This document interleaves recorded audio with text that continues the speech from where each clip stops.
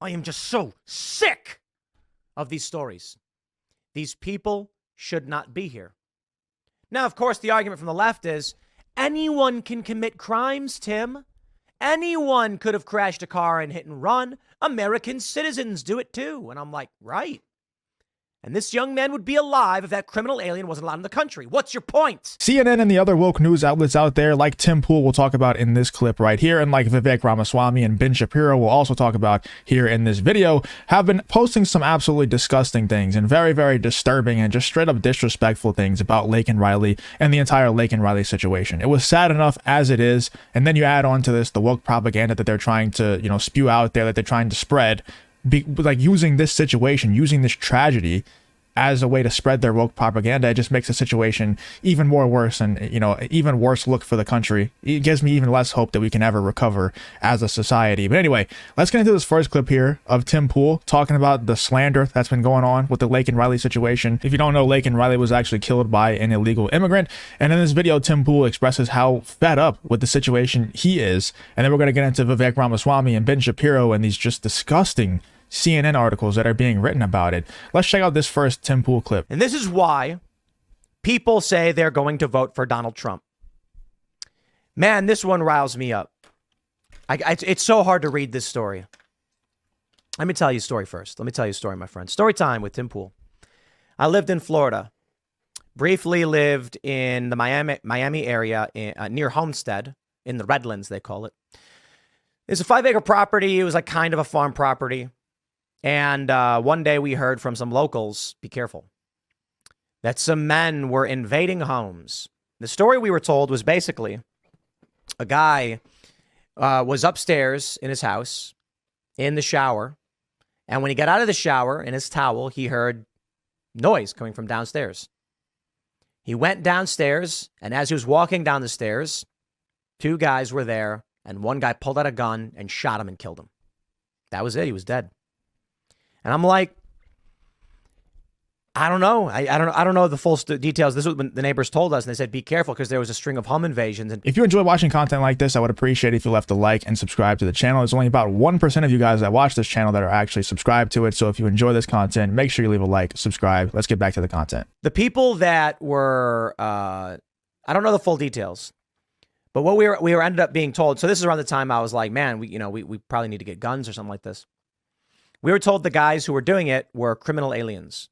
They had entered the country illegally, and they were attacking people's homes in rural areas knowing that there's no police, and that they would bring guns to kill anyone who fought back. And they killed the guy. The locals there said criminal aliens, illegal immigrants, broke into people's homes. They're a real threat. So when Donald Trump showed up for a rally in Fort Lauderdale, and I was there, and I was talking to people, there was a woman who mentioned that her son had been killed by an illegal immigrant driving his car, drunk and crashed and killed him, didn't have insurance. Or I think he hit him and then fled because he was illegal and didn't have insurance. I am just so sick of these stories. These people should not be here. Now, of course, the argument from the left is anyone can commit crimes, Tim. Anyone could have crashed a car and hit and run. American citizens do it too. And I'm like, right. And this young man would be alive if that criminal alien wasn't allowed in the country. What's your point? This young woman would be alive if we stopped allowing criminal aliens to enter this country. Let alone the fact that it kind of goes back to the fact as well where they're like, oh, if you want to stop shootings, just take away the guns, right? And it's like, well, okay, but then if you're willing to commit a shooting, you're probably willing to get the gun illegally, right? And it kind of, and obviously that's the same argument that everybody uses. It's basically common sense unless you're on the left and you're kind of, a little bit slow. But it's kind of the same situation with the illegal immigrants. Like if they're willing to break the law coming in, yes, any American citizen, any person in America, any person in the world can break the law, right? But if you're willing to break the law and coming into the country illegally and, kind of hiding out from the people who are looking for you or not looking for you in this case, to make you register as a person who exists within the country. If you're willing to do that illegally and come into the country illegally, then you're probably willing to commit some other crimes while you're in here, right? Like it kind of follows that same line of argument where if you're willing to commit one crime, which is coming into the country and being an illegal alien, a criminal alien, then you're probably willing to commit some other crimes while you're inside, and this just further proves the point. And even if you don't agree with that line of argument, you can still agree with what Tim Pool is saying here, and the fact that if these illegal aliens weren't inside of the country, these people, Laken Riley, would be alive, and these other people who he's describing from these other stories, they would be alive. So, I mean, I have to fully agree with Tim Pool here. Let me know what you guys are thinking so far.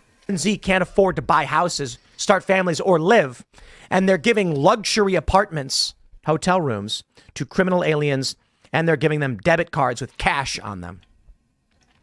I want you to hear this exchange. Jack Posobiec tweets. Yeah, we saw Cat Williams and Joe Rogan talking about that. It's like they're basically making a mockery of the homeless people out there. Like there's not just homeless people, but there's homeless veterans out there. You know, people who served in the United States military who were homeless, and they're not getting any luxury apartments. They're not getting housing at all. They're on the street injecting drugs into their veins every day. And yeah, they're not going to be provided, you know, housing, but they are being provided with syringes to continue injecting drugs. And it's crazy, man. It's crazy, the state of the country. But we also have this from Vivek Ramaswamy, who is also fed up with this whole situation, this Laken Riley stuff, and the propaganda that's being spewed in response to the Laken Riley situation. So let's check out this tweet here from Vivek Ramaswamy, and then we're going to check out the CNN article that he's talking about. So Vivek Ramaswamy tweets out, "The fact that this is the story that CNN chooses to run the day after Laken Riley's funeral is disgusting. Here's the truth. Laken Riley was brutally murdered in broad daylight on a morning run. She was a 22-year-old nursing student devoting her life to healing and caring for the sick. Her life mattered. Her alleged killer, Jose Antonio Ibarra, isn't undocumented. He's an illegal alien from Venezuela who entered the U.S. in 2022 under catch and release. Ibarra should have been deported in September of 2023 after an arrest in New York City for injuring a child under 17. Instead, he was released from jail as a matter of policy and never turned over to ICE. Don't let them get away with it." Just wild, man, the state that this country is in. Shout out to people like even, you know, Tim Pool, Vivek Ramaswamy, Ben Shapiro, which we'll talk about in 1 second. Shout out to all these guys who are actually trying to bring light to the truth. But here is the article that Vivek Ramaswamy is talking about with this Laken Riley situation. They're trying to turn this whole Laken Riley thing into one big propaganda stunt. And Wokeness tweets this out. He says, "CNN has finally identified the real victim of the Laken Riley incident. Latino students at UGA, University of Georgia, face hostility after police say suspect in Laken Riley's death is undocumented."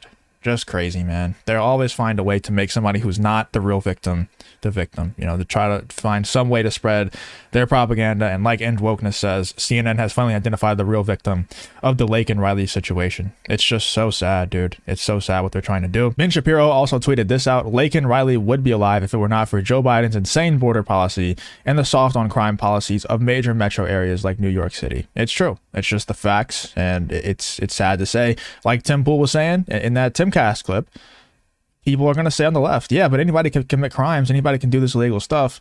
Yeah, but it still stands to reason that if these illegal people, if these criminal aliens were not allowed in the country, if they were deported like they were supposed to be, then Laken Riley would be alive, you know, and that's just the facts of it. There's just no way to dispute that. We also have this clip here that's tweeted out by Speaker Mike Johnson. When asked about the tragic murder of Laken Riley by an illegal immigrant, Secretary Mayorkas visibly checked his talking points on how to deflect blame. Her killer should not have been allowed to enter the country, and if the administration had stopped him and turned him around as they should have, Laken Riley would be alive today. Let's check out this clip here. A few thoughts. First, Margaret, first and foremost, an absolute tragedy, and our hearts break for and our prayers are with the family. Number one. Number two, and importantly, as a prosecutor, having prosecuted violent crime and other crimes for 12 years, one individual is responsible for the murder, and that is the murderer. Yeah, I'm going to have to go ahead and disagree, man, because like Tim Pool, like Ben Shapiro, like Vivek Ramaswamy, like everybody is saying, if the laws of the country were actually upheld and the person was deported like he was supposed to be, Laken Riley would be alive. Now, obviously, you know, they didn't they didn't know that would happen, right? When they didn't deport the guy, they didn't say, oh, I can see into this guy's future. He's going to one day become, you know, a killer. But that is what happened at the end of the day. You know, I'm not saying that it was malicious, even though you could argue that it is, to keep the guy in the country, but it's on the hands of more than just one person whenever the SOPs are not followed, and then you end up having an issue because the SOP wasn't followed. Whenever the person is supposed to get deported and he's not, and he ends up hurting someone, that's on the people, not just the person who did the hurting, but also the people who didn't follow the standard operating procedure that should have been followed. you know, in deporting the person. So I have to disagree. This isn't just on one person. Let me know what you guys think about, you know, what Tim Pool had to say. He was obviously very heated, as a lot of us are, about the Laken Riley incident. Let me know what you think about what Tim Pool had to say, what Ben Shapiro had to say, what Vivek Ramaswamy had to say about this ridiculous CNN article who is trying to spread this propaganda using Laken Riley's situation as propaganda fuel. Just wild, dude. It makes me sick to even say that out loud. Let me know in the comments what you guys are thinking.